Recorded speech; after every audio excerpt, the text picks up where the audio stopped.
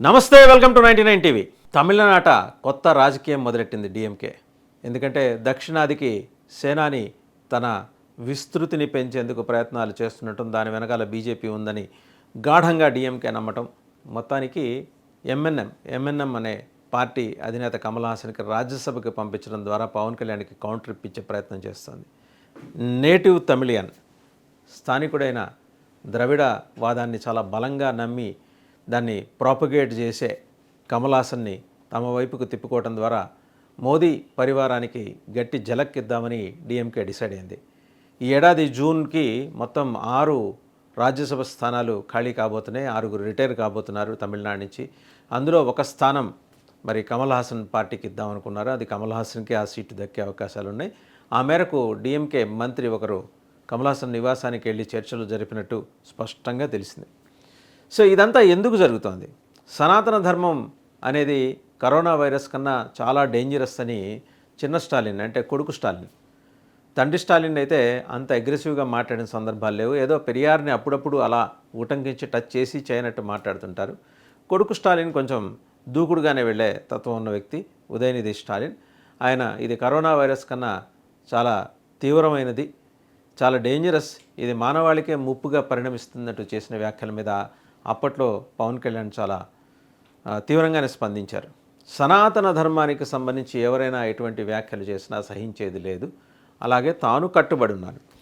ఇవాళ రోజున ఆయన పెట్టుకున్న దక్షిణ భారతదేశ తీర్థయాత్రల వెనకాలన్న మోటివ్, పొలిటికల్ మోటివ్ ఏంటి? సరే, సహజంగా అనేదో మొక్కులు మొక్కున్నారు, పరశురాముడి టెంపుల్, అలాగే ఇంకా అయ్యప్ప టెంపుల్, ఇంకా 4-5 టెంపుల్స్ ఆయన తమిళనాడులో ఆయన వెళ్తున్నారు. తమిళనాడు, కేరళ రాష్ట్రాల్లో కూడా.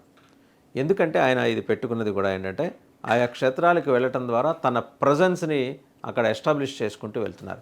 వెనకటికి మనం ఒకసారి చరిత్రలోకి వెళ్తే విజయనగర సామ్రాజ్యాన్ని పరిపాలించిన శ్రీకృష్ణదేవరాయలు చక్రవర్తి, ఆయన ఎక్కడ జైత్రయాత్ర చేసినా తాను అక్కడికి వచ్చి జైత్రయాత్ర చేసిన దానికి గుర్తుగా ఒక విజయస్తంభం నాటి వెళ్ళేవారు.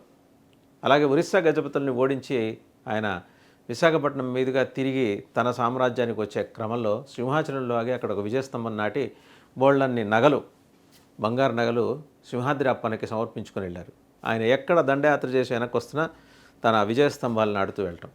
అదే ఫార్ములా ఈరోజు పవన్ కళ్యాణ్ ఫాలో అవుతున్నారు. అంటే తను వెళ్ళినది దండయాత్రకే. తీర్థయాత్ర అనేది సాధారణ ప్రజలకు అదొక మిషలాగా కనిపించవచ్చు. ఆయనకు నమ్మకం ఉంది సనాతన ధర్మాన్ని కాపాడుకోవటం కోసం అని చెప్పేసి ఆయన వెళ్తున్నారు, ప్రత్యేక పూజలు చేసుకుంటున్నారు, తన మొక్కులు చెల్లించుకుంటున్నారు. ఆ ధర్మస్థాపన కోసం కొన్ని సందర్భాల్లో ఇటువంటి యాత్రలు అనివార్యమనే స్పృహ ఆయనకి చాలా స్పష్టంగా ఉంది. సో ఆయన చేసుకుంటున్నారు. సనాతన ధర్మ వ్యాప్తికి ఇవి కృషి చేస్తాయి. తమిళనాడులో ద్రవిడవాదం ఎలా సనాతన ధర్మ వాదాన్ని తొక్కిపారేసి నేలకి అట్టడుగు స్థాయికి తీసుకొచ్చిందో దాని నుంచి రివైవ్ చేయడానికి సనాతన ధర్మాన్ని, అలాగే కేరళ మార్క్సిస్ట్ రూల్లో ఉంది, ముస్లిం లీగ్ ప్రభావం ఉంది, అండ్ క్రైస్తవ ప్రభావం కూడా కేరళ మీద చాలా ఉంది.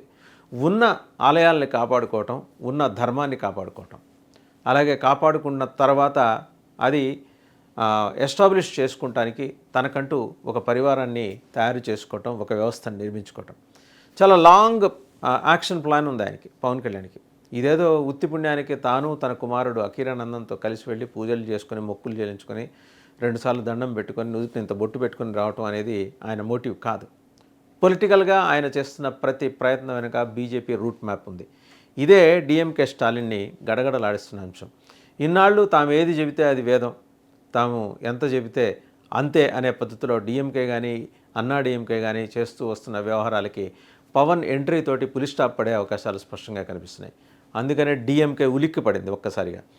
లేదు, పవన్తో సమానమైన చరిష్మా ఉన్న నాయకుడిని తయారు చేసుకోవాలి. తయారు చేసుకోవడం ఉన్నపళంగా సాధ్యం కాదు. కాబట్టి ఆల్రెడీ తయారై ఉన్న కమల్ హాసన్ని రాజ్యసభకు పంపిస్తే కౌంటర్ అటాక్స్ ఇవ్వటానికి అతను బాగా ఉపయోగపడతాడు. ఇద్దరు సినీ రంగ ప్రముఖులే. దక్షిణాదిలో ఇద్దరికీ ఈక్వల్గా ఆ మాటకు వస్తే ఒక పెచ్చు పవన్ కళ్యాణ్కే ఎక్కువ మంది అభిమానులు ఉన్నారు.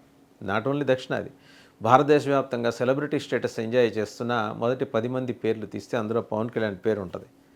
మైకేల్ జాక్సన్ తర్వాత ఎక్కువ సెలబ్రిటీ స్టేటస్ ఎంజాయ్ చేస్తున్నది పవన్ కళ్యాణే. సో సినిమా రంగాన్ని నుంచి వచ్చిన పవన్ కళ్యాణ్ని ఢీ కొట్టాలంటే సినిమా రంగం నుంచి వచ్చిన వాడినే పెట్టాలి.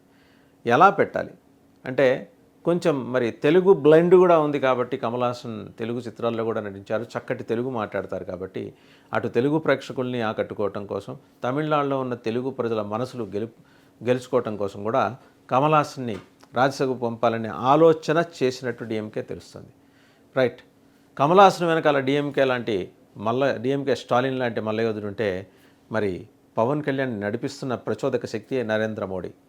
సో ఇద్దరు యోధులు వెనుక ఇద్దరు వ్యూహకర్తలు. ఎవరిని తక్కువ అంచనా వేయడానికి వెళ్ళలేదు. ద్రవిడ రాజకీయాల్లో స్టాలిన్ కుటుంబం కరుణానిధి దగ్గర నుంచి చూస్తుంటే వాళ్ళ ముద్ర వాళ్ళకుంది. భయంకరమైన హిందూ వ్యతిరేకత ఉన్నప్పటికీ హిందువుల ఓట్లు వేయించుకోవడంలో డిఎంకేకున్న నేర్పరితనం, దక్షత వేరే చెప్పక్కర్లేదు. అసలు ఆ రాష్ట్రం బతుకుతున్నదే ఆలయాల మీద వచ్చే ఆదాయంతో. మళ్ళీ టెంపుల్ స్టేట్, ఆలయానికి సంబంధించిన ఆలయ శిఖరం బొమ్మతోటే వాళ్ళ రాచముద్రలు ఉంటాయి, అన్నీ ఉంటాయి. అయినా విపరీతమైన హిందూ ద్వేషం. ప్రత్యేకించి చూస్తే డిఎంకే పరిపాలన వచ్చిన తర్వాత ప్రతి ప్రముఖ ఆలయం వెలుపల పెరియార్ విగ్రహం ఏర్పాటు చేయించి హిందూ ధర్మాన్ని సవాల్ చేసే రీతిలో, కావాలని రెచ్చగొట్టే రీతిలో వాళ్ళు చేస్తూ వస్తున్న ప్రయత్నాలకి అంతు పొంతు లేకుండా పోయింది, అదుపు లేకుండా పోయింది. సో ఇవన్నీ పవన్ కళ్యాణ్ గమనంలోకి తీసుకున్నారు. హిందూ ఓటుని కన్సాలిడేట్ చేసుకుంటే డిఎంకే కోటని బద్దలు కొట్టచ్చు, ఇనుప కోట అది వాస్తవంగా బద్దలు కొట్టచ్చు అనే ఒక ఆలోచన ఆయనకు వచ్చింది. వెంబడే బీజేపీ హెడ్ క్వార్టర్స్ కూడా ఆయన ఆలోచనతోటి ఏకీభవిస్తూ ఆర్ఎస్ఎస్ శ్రేణుల్ని సమాయత్తం చేసింది. ఎలాగో 2 తెలుగు రాష్ట్రాలకు రాబోయే 2-3 నెలల్లో 1,00,000 మంది ఆర్ఎస్ఎస్ వాలంటీర్లు రాబోతున్నారు.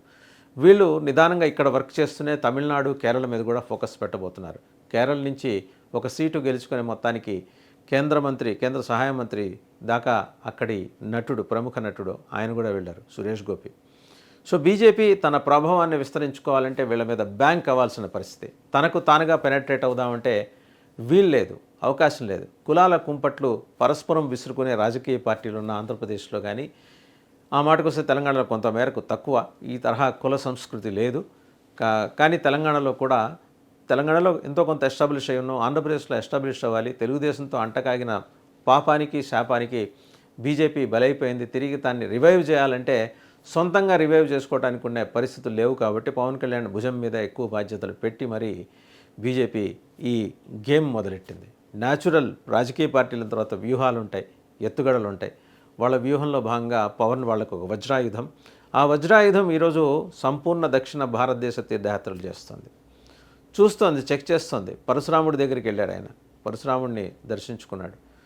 గొప్ప క్షాత్రంని బ్రాహ్మణ్యాన్ని కలిగి ఉన్న పరశురాముడు దర్శించుకోవడం ద్వారా 2 వైపుల నుంచి ఉన్న శక్తులు తనకి అందుతాయనే ఒక ప్రబలమైన విశ్వాసంతో ఆయన ఆలయ సందర్శన చేశారని ఆయన సన్నిహితులు చెప్తున్నారు.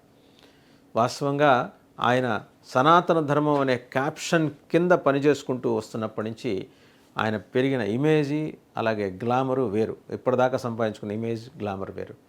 సో ఈయన్ని కౌంటర్ చేయాలంటే సమఉజ్జీని నిలబెట్టాలి. కమల్ హాసన్ సమఉజ్జీయా కాదా అనే అంశం పక్కన పెడితే ఇటు తెలుగు ప్రేక్షకుల్ని, ఆ మాటకు వస్తే తెలుగు ప్రజల్ని చాలా దగ్గర నుంచి చూసిన ఆయన, చాలా దగ్గరగా మమేకమై మెలిగిన వ్యక్తి కమల్ హాసన్. సో కమల్ హాసన్ని పంపించడం అనేది డిఎంకే విసిరిన పాచికైతే మరి మోదీ తన వజ్రాయుధాన్నే ఏకంగా దక్షిణ భారతదేశం మీదకి పంపించారు. కొన్ని సందర్భాల్లో సాక్షాత్తు మహావిష్ణువు యుద్ధానికి వెళ్ళడు, తన చక్రాన్నో తన దగ్గరున్న మోదుక అనే గదను పంపిస్తారు. అలా ఈరోజు దక్షిణ భారతదేశ జైత్రయాత్రకి శ్రీకారం పవన్ కళ్యాణ్ చుట్టించారు. చూద్దాం ఏం జరుగుతుందో.